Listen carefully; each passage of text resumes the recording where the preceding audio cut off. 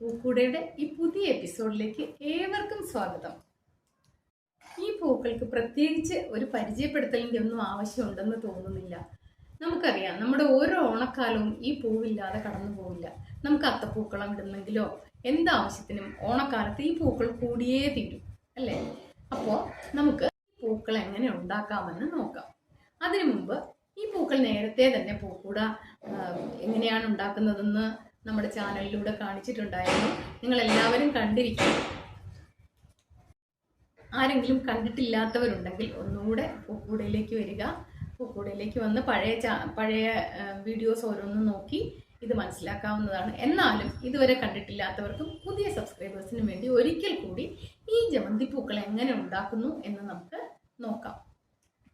നമ്മൾ ഇതിനെ ജമന്തിപ്പൂ എന്ന് പറയാറുണ്ട്, മാരിഗോൾഡ് എന്ന് പറയാറുണ്ട്, പിന്നെ ചെണ്ടുമല്ലി എന്ന് ചിലരൊക്കെ പറയാറുണ്ട്. ഏത് പേരിലായാലും നിങ്ങൾക്ക് വേണ്ടി ഇന്ന് ഈ പൂക്കളാണ് പൂക്കൂട തയ്യാറാക്കുന്നത്. അപ്പോൾ എല്ലാവരും റെഡിയല്ലേ? എങ്ങനെയാണ് ഇത് ഉണ്ടാക്കുന്നതെന്ന് നോക്കാൻ?